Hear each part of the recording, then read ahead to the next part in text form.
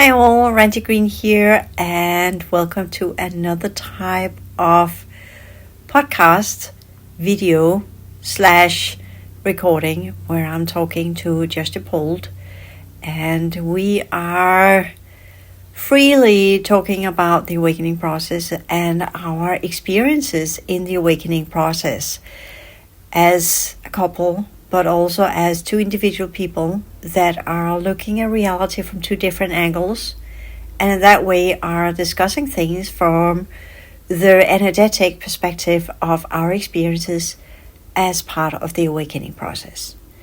So with that little introduction, I will turn the camera towards Josh and let him explain and describe what he has experienced, and I will add in my questions and little extras that I think is suitable to put into the mix, as well as what and where I need this conversation to go. All with the purpose of giving you insights in some of the processes between two people who are living the high awareness lifestyle. Thank you. Hi there, Randy Green here, and welcome to a video with Josh DePold from Integrating Presence. Good to have you here. Likewise. And I'm testing a new feature here by putting on a video camera and talking to Josh. And hopefully at some point I might be able to talk to others, asking questions from their experiences of the awakening process and what it has meant to them to begin the awakening process. So with that introduction, there was a little chair there that got Josh. She did a 180 on me. She had me expecting something else, and Here I am or not. So do you have any specific questions? I want you to tell us about your awakening process. I began first with the Atlantis, but then Josh just said. That's right. Josh said, well, what did you say? I said, well, I don't have any firsthand memories of that time period, so I would just defer it to literature and the way it's depicted in media and things like this. And believe it or not, as far as I know, my beard had nothing to do with Atlantis, but who knows, right? I mean, well, actually, it's probably a safe thing to say. Anyway, my awakening process, it can involve humor as well. But actually, some of my awakening processes, I talk about these dark awakenings. I mean, things were starting to happen and I didn't know what was going on, whether or not it was legitimate or what was going on. And so it was quite terrifying, some of the things that were happening. And I wish I could give you more examples, but I'm just gonna have to be vague like that for now. But what happened was I started meditating, and there was this significant amount of healing that was done very rapidly during those times. And I would say then there was no more reason to go back asleep. So I had when I first started, I've said this before, the first time I did it on my own for like an hour or something, there were some really potent memories that came up, and then they were released, like the charge of them was then released after they were kind of replayed. And then it was like this huge relief, and it was more of a healing. And then it was the next few days, if I'm remembering right, there was some kind of more mystical experiences or spiritually transformative events, perhaps. But then after that, it was a deeply healing process. It was almost like a life review that happened over maybe a year or two of things that had come up from my past. They call it psychological splitting, where things got too intense and I just kept going on while the material I needed to deal with got diverted, but all that kind of then started bubbling up. And so reliving these experiences that I thought I had forgotten about. And I was seeing how I was not treating myself well, not treating others well or skillfully. And then so there's a kind of a catharsis perhaps in that. I found myself calling up people out of the blue, saying, hey, do you remember this? I can't believe I said that. I'm so sorry. I was like seeking forgiveness or seeking understanding, or wanted to at least reconnect with certain folks and things like this. And so a lot of times they didn't even really remember it, or it was like, oh, that's no big deal. But it meant a big deal for me. And then the ethical aspect, I could begin then to see how our behavior and things we do have a direct impact on our well-being. And I couldn't see that before. People were telling me things about myself, and I wouldn't see anything in that. But then once I could see it for myself, then it actually resonated. And Yeah. How did I experience the awakening of the heart and my own awakening process? Well, that happened. When was that? Can barely remember it. Around 2005, and my personal process actually began with quite amount of stress and distress as part of the everyday life, where I could feel that everything I was and everything inside of me was struggling with the way that my life had turned out. Not that I was in any dire situation. I'd had that earlier in 2000 with my divorce, and where in many ways actually perhaps my awakening process began already there.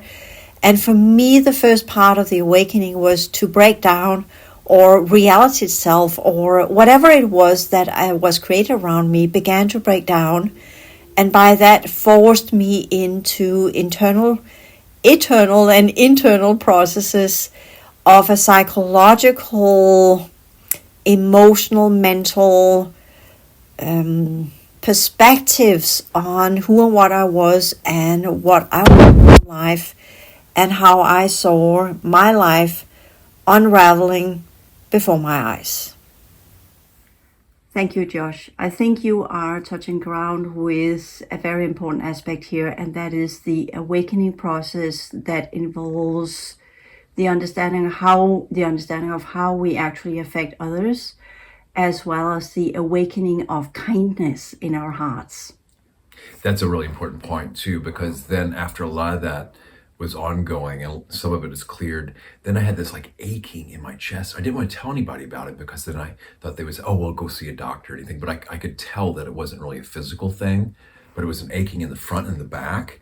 And yeah, that's when my heart, I felt, was started opening. And then I found these practices like loving kindness and compassion, especially for myself, really helped with that process. But it was not pleasant for quite a long time. But after that stuff kind of came up to be seen and cleared and healed, then you start getting into more pleasant feelings around it, and more helpful feelings, and how we can see that those things actually can help our everyday life in certain situations. Yeah.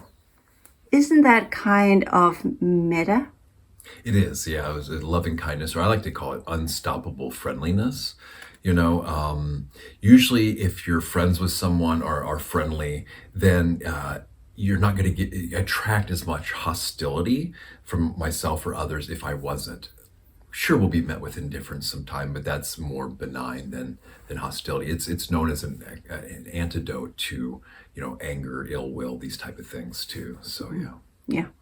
It's actually just, to me, the metta, loving kindness, it doesn't even have to be that complicated. It can just be an absence of ill will, meaning that I don't want to hurt someone or harm someone, and that's all it has to be, just an absence of ill will. And that's metta. Loving kindness can be that too, I feel. Is metta the connection between the heart and the brain field? I can't remember that one.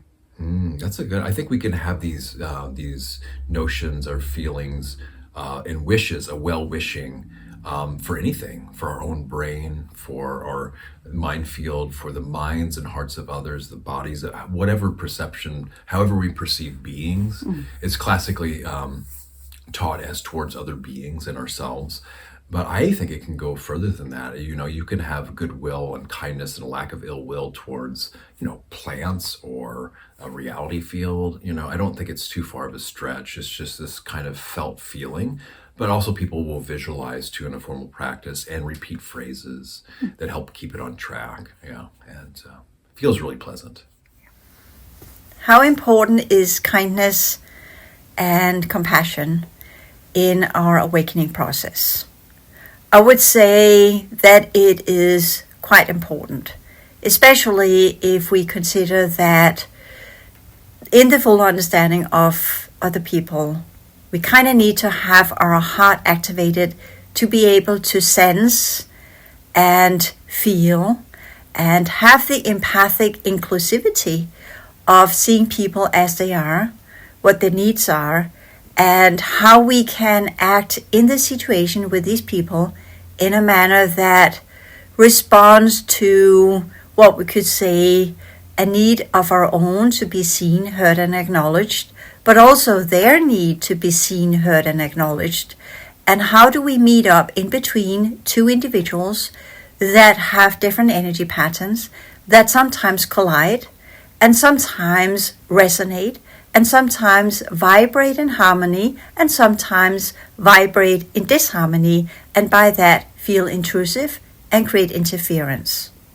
The goal of all encounters, be it in this realm or beyond, is to lessen the ability and the distortion energies from going further into our fields in the way that we are around our own thought processes as well as others.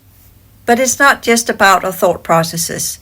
It is also about our emotional patterns as well as the way that we energetically interact with each other in whatever meetup that we might have with either another living being inside our realm or what we could say other types of beings from other dimensions as well as other types of civilizations.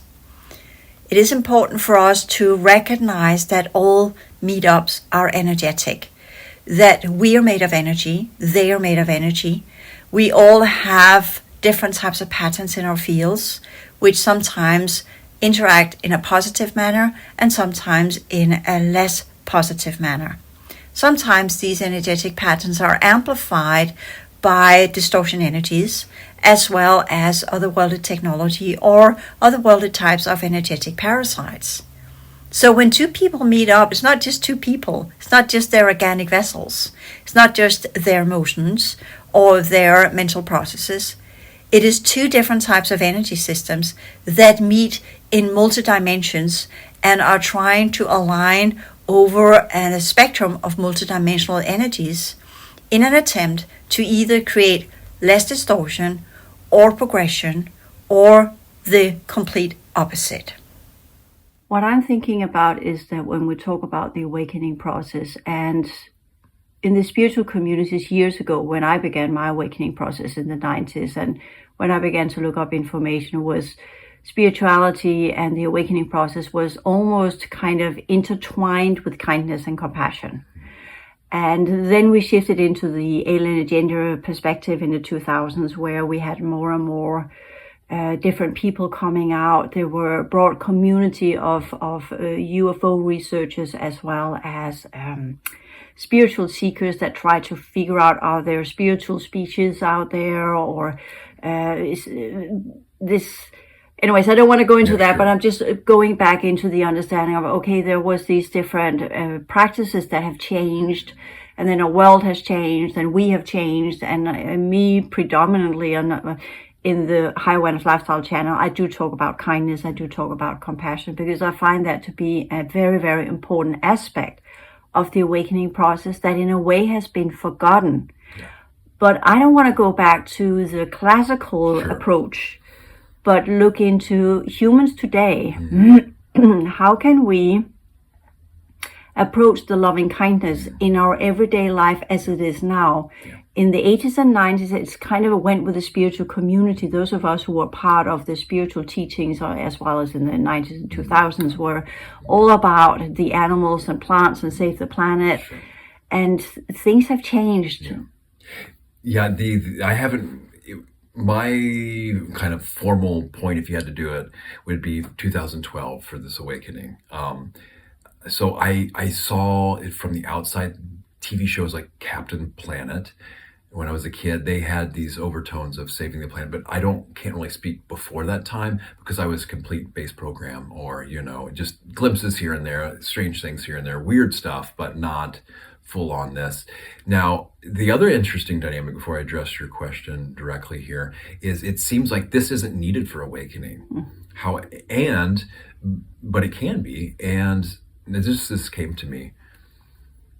It can take you quite a long ways into it, but I think for a full awakening, what comes to me is that part of this has to drop away. But so many of us are so far away from there. I still recommend it, especially when it's helpful, Now, how can it be used today practically? That's easy. I mean, we know in our own self-healing work, kindness, compassion. And by compassion, what I mean by that is acknowledging pain.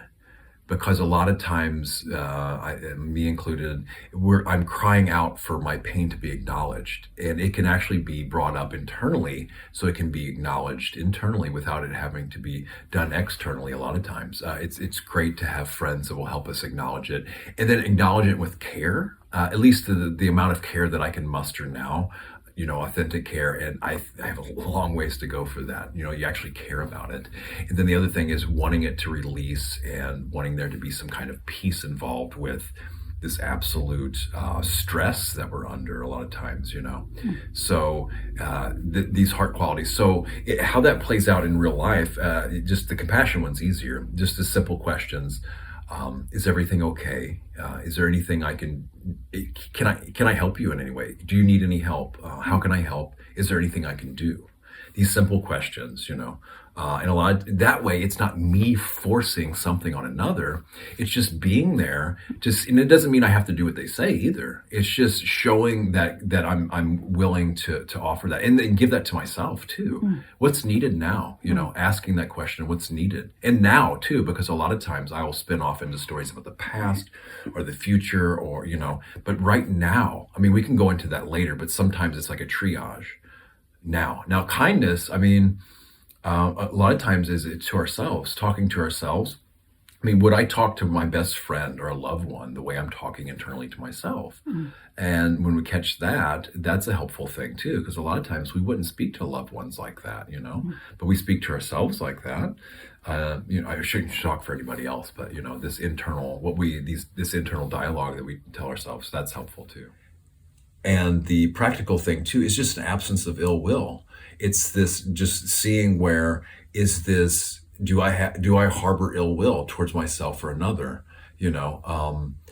which I don't find helpful at all in hardly any circumstance. Now, hatred's another thing. We can go into that's sometimes that can be like a last ditch effort for motivation, right? Anger, last ditch. If I'm being abused, then sometimes that anger can be a motivating force, although it's very dangerous to wield, but it can give you a motivating force to get out of something. But I still think it's kind of the last ditch effort. But this notion of ill will,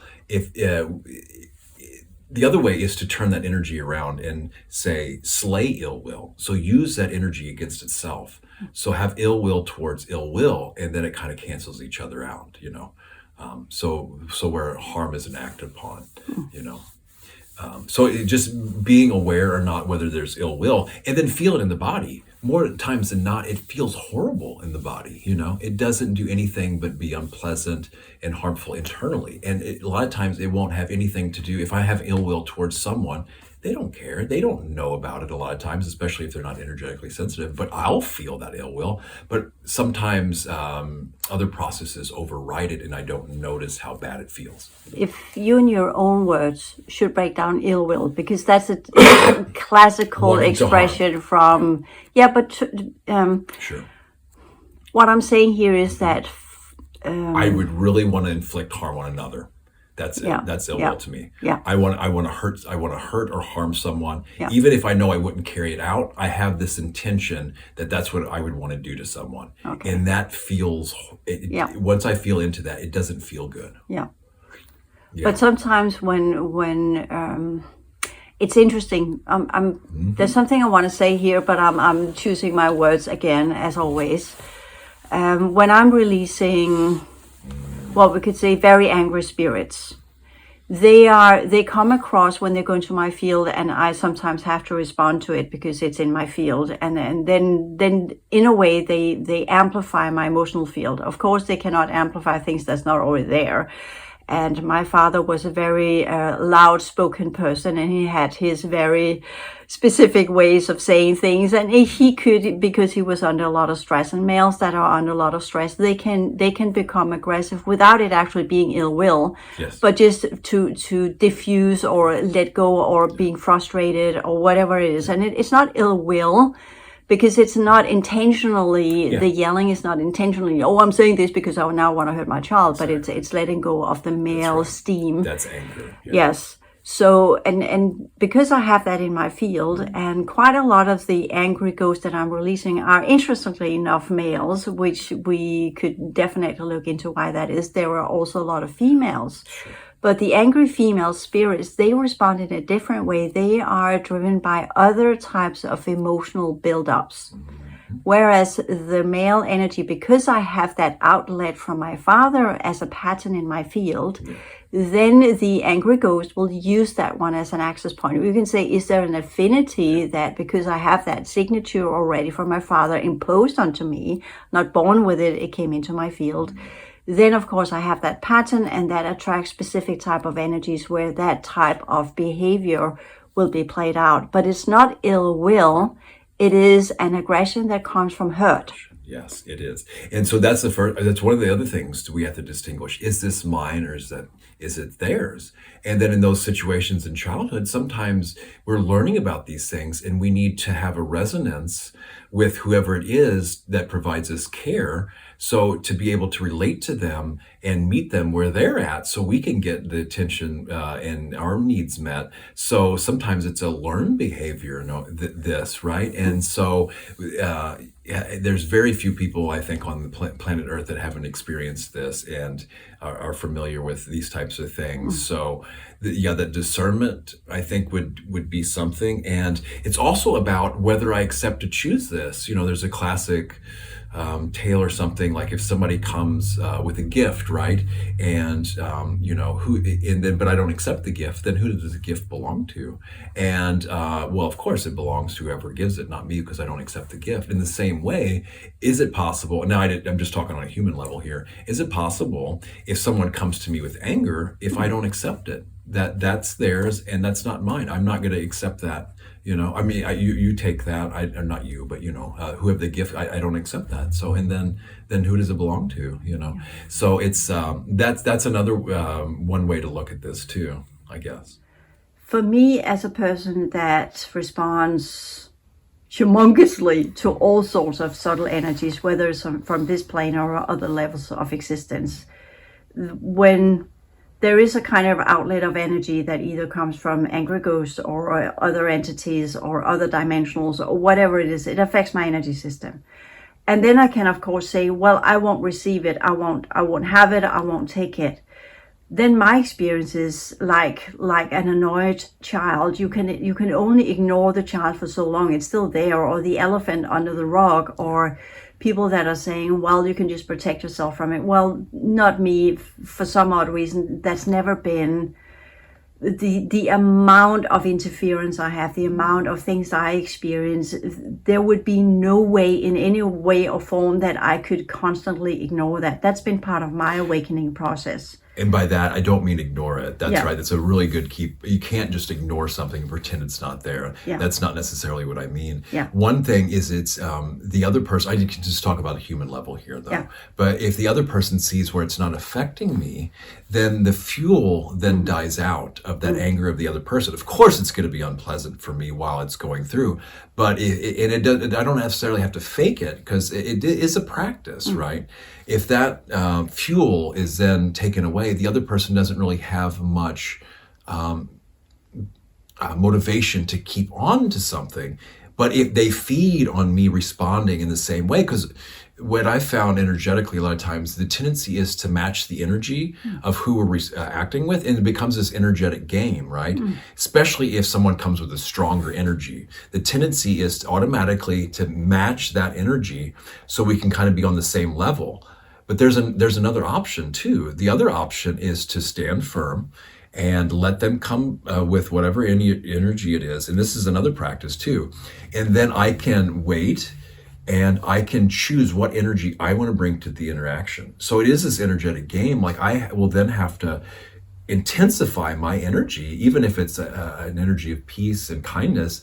I have to bring that up in order to, or don't have to, but you can try this in your experience if you have a choice of what energy you want to bring to it. But then it comes like this energetic, sparring almost some ways, but then we have a choice. The other thing is, there can be a training, I feel, to respond instead of react. So that with the meditation practice, I found sometimes it just seems like I have more time and space in order to respond instead of react. Because then our natural tendency, everyone, as far as I know, unless you've lived in an ashram your whole life, is to react instead of respond. Mm. But there is a choice there. And sometimes the emotional intensity or something is just so intense, it feels like we're crowded in or closed in. And so can we have, it's ABC is this one teaching, a bigger container. So like you take a thing of salt and you put it in a cup, it's really salty, but if you take that same amount of salt and you put it in a pond and get a cup of water out of it, it's not as salty. So the more space we can have, and it also helps for having others hold space for us sometimes.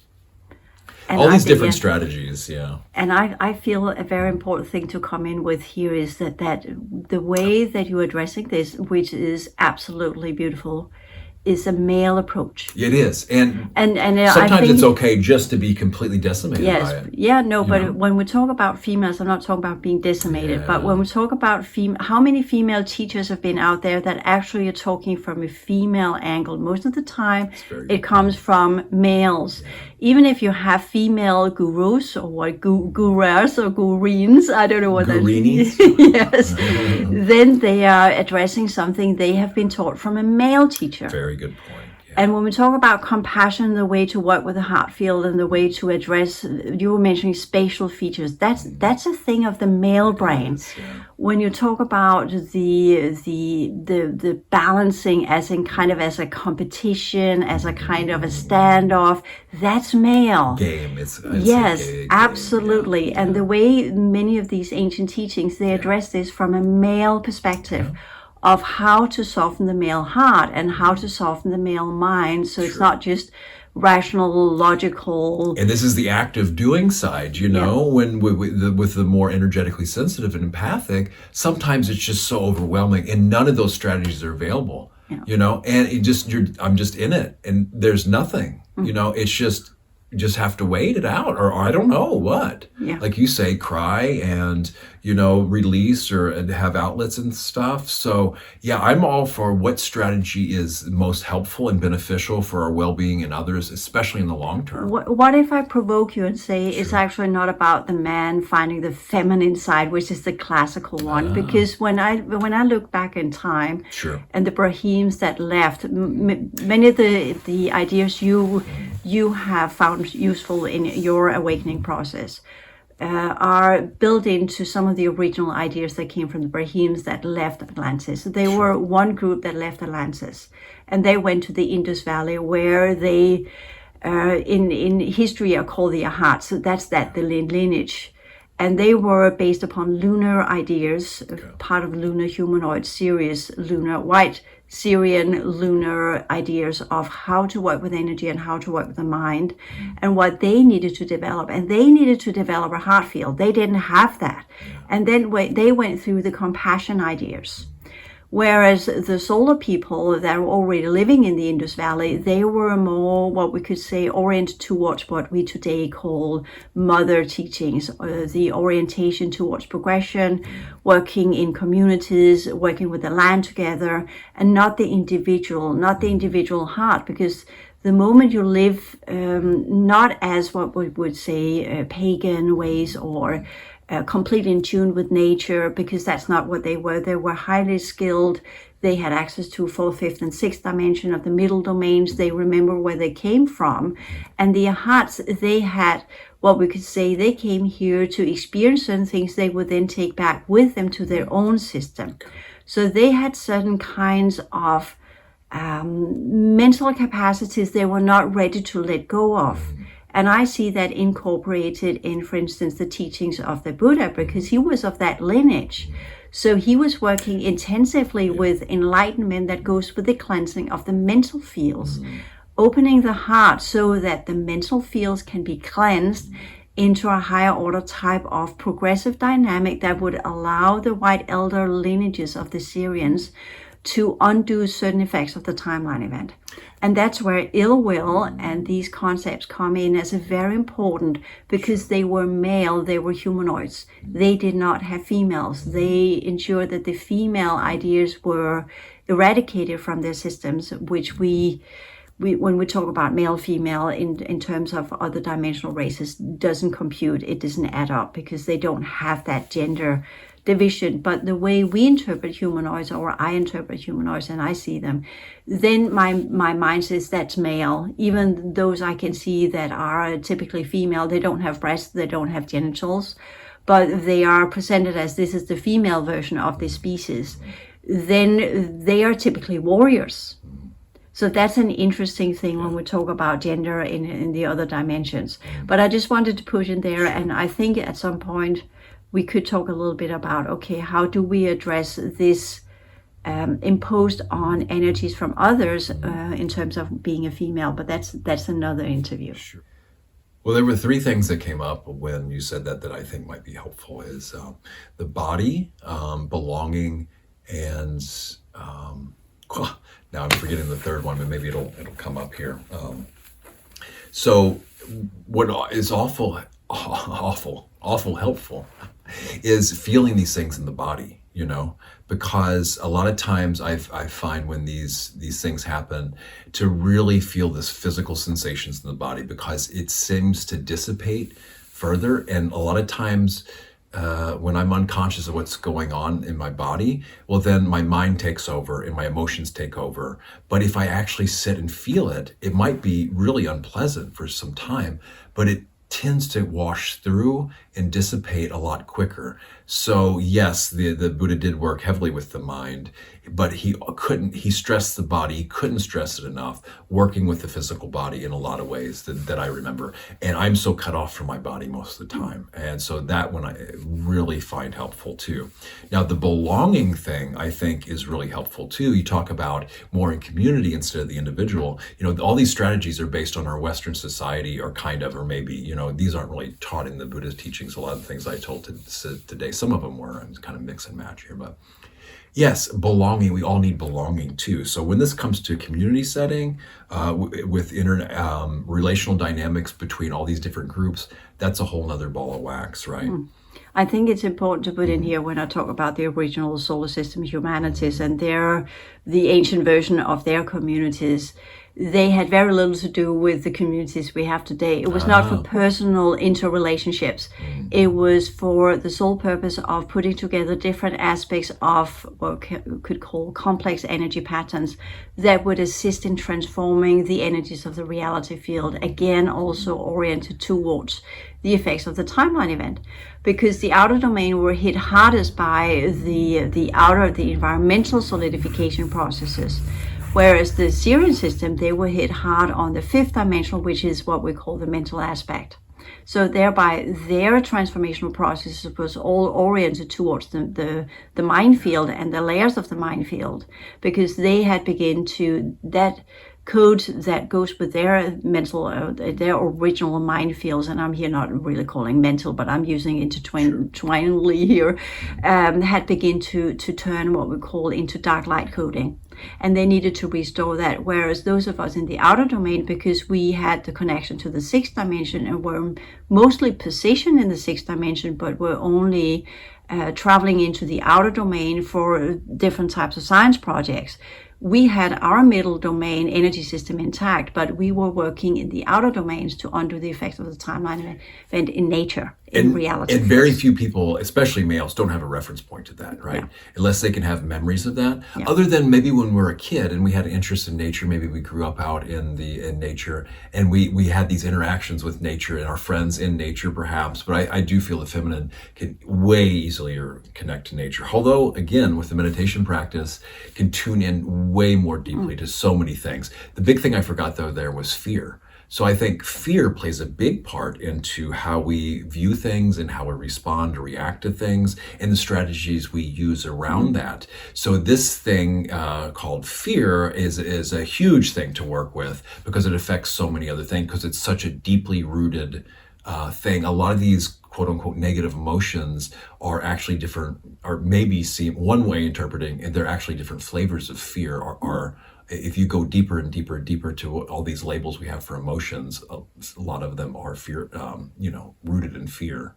A lot of times, or that's one perspective. Yeah.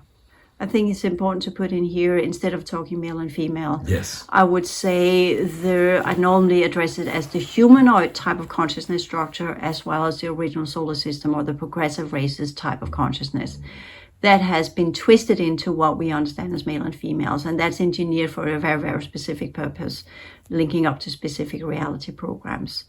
But again, males can have the solar system or original consciousness type, and they will then they will be more connected to nature and these processes, whereas the male gender that are in a male body that is connected to more what we call humanoid processes will be more in their heads. So there are these different aspects of what maleness is in the typical male body with the typical male genitals. Whereas females with the typical female genitals, and we are now having so many new classification, it makes it difficult to nail down, say it's either this or that, but it becomes more fluent in these institutions, and that's part of the breaking down of the old world order programs. So for me, the shift I would like to do, and that's more important than actually looking at the physical form and what gender we have, is what type of consciousness do we have? How do we play out our consciousness structure? What is our main, what we can say, focus area to transform? And for me, it is, even though I've been working with people for years, I have always been more connected to nature and the work with nature and part of nature and life forms in nature, of which humans are part. But interestingly enough, in the original outer domains, there weren't life forms that had the human form. We came and went. We were there to take care of the outer domains and undo the effects. It was not until later that there became to be what we call seated life forms that had human features in this reality field or in the outer domain. So for me, the humans are technically in their original version middle domain civilizations. They are not outer domain civilizations. So that's the transitional point for me to put in there, is that's how I would like to see people. Are you from the outer domain? That means the later seeding. Or you're from the middle domain? That's the original civilizations. And what was your original purpose and function here? Last remark. That's a beautiful understanding of it, and I think that will just diffuse all this stuff that's been built up around gender. It's such a touchy topic. I think all that, for me anyway, can be set on a shelf for now, and I like just putting it there and going with your perspective. It seems way more helpful. The only thing is, I encourage people, including myself, to go up to this level, so where then we can see this or adopt this perspective, and hopefully it will be based on memories of the past too, if I can ever get there, if we can ever get there more, so where we can have this based on a remembering and understanding instead of just a theory, which unfortunately for me it is right now, but it's still such a beautiful, more helpful, amazing theory than gender wars or whatever is going on out there with all that confusion. So, but in particularly for you and your process, where we can say that going into the body is definitely important, because the biofield and the emotional field are interconnected. And nature is so much easier for me to do that. It's just like night and day when I get into nature. It's so much easier to connect. Yeah. And then we could say, well, then in the process of awakening, you have activated your heart field. So you went through the process of becoming emotional again, but in a kind way, not just as in personally emotional, but the esoterics call it the buddhi level, or where the mind and the heart gets connected. So you suddenly have the capacity to observe yourself and others with compassion. And compassion there is the understanding as see people as they truly are, and be in that type of modality where you respond to what they actually need in the situation. And that's more difficult than just to ask what is needed now, because then that can easily be projections that you are sometimes when I'm having a humongous interference from some of the lesser positive timelines, and I am struggling with that, and I'm trying to cope with it the best way I can, and then you are kind and you want to assist, and you ask what is needed now. And that's other dimensional, so I have no answer. I have no answer to what's needed other than just follow the flow, go into the process, and then deal with it, whatever that is, going from the individual entity that I release, and then I go into the environment and the technology behind. So I know there is a type of code stream that needs to unfold its content so I can clear it from A to Z. So for me, the awakening processes where kindness comes in is just the beginning, where I can address the anger or the hurt or whatever comes there. I can meet that with kindness. And why is kindness important there? It is important because it relaxes the other being to see him or herself or whatever they are in a light of acknowledgement of, I am out of place, I am out of time, I have lost myself, I have lost the heart-filled abilities that allows me to work with a progressiveness that is transformational. And I know this sounds very lengthy, but that's for me what kindness is. The allowance of self-acceptance of who and what we have become, the self-forgiveness and the self-nurture to figure out what is, when you say what is most needed now, the way I would say it is, in terms of energy, what is it that I need to acknowledge and accept? What is it that I need to look at right now so that I can continue my progression journey, so I can continue my abilities to reform myself into a being that I can actually look at and feel balanced with, in right time and right place. It's about all of these, the ill-mindedness or the ill will or the response, the frustration to these dynamics are, for me, when we fall out of right time, out of place. We fall out of our code stream, so to speak. We fall out of the alignment of our energy system with reality as it plays into us, trying constantly to progress. And when we don't progress, then we get frustration, then we get anger, then we get sadness, then we get distortion or denial or whatever coping mechanisms that we come in with. And another thing I feel is that such beautifully put.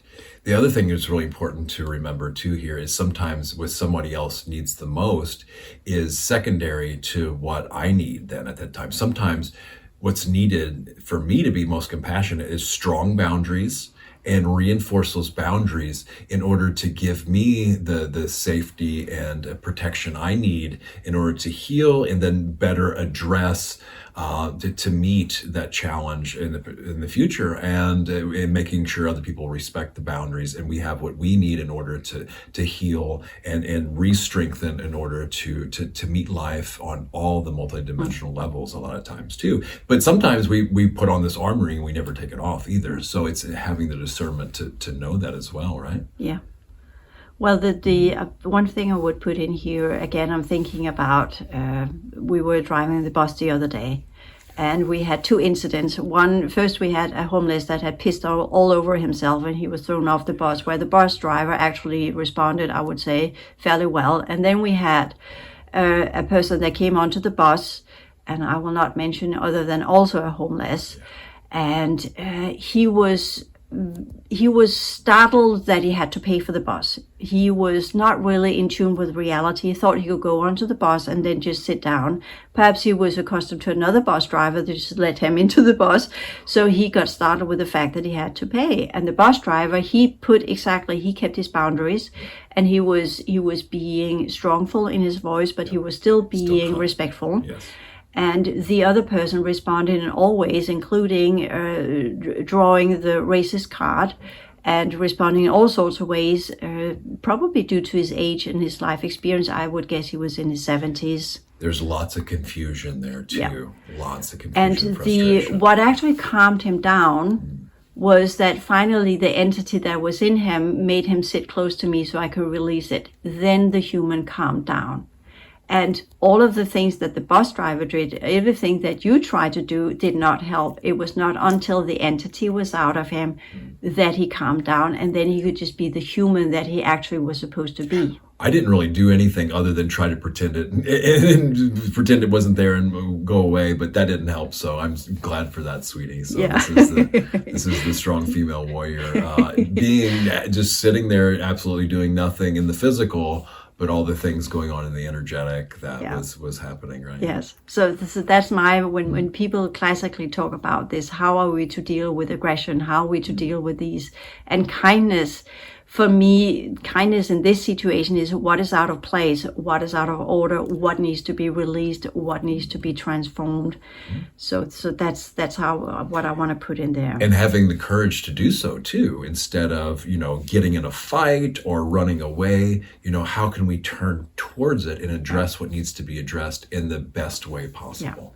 And that's what you did. Yeah. And for me, since I can't ignore these things. If I try, they will just constantly stay in my field. So I have to deal with it. Just real quick, I was not necessarily, well, a little bit ignored, but it was like, I don't want to pay attention to this and say, oh God, this is so horrible. Would you look at this guy, and just feed the same energy? You know what I mean? So it wasn't like I was turning a blind eye or the other cheek, but I also wasn't kind of feeding it and freaking out, because I knew that the situation would change and I could go through it without needing to get involved. Of course it was unpleasant, but then you step up and do your thing, and it was amazing. So thank you. Yes. Okay, to wrap this up, there was a lot of good things to be said here, and until next time, take care.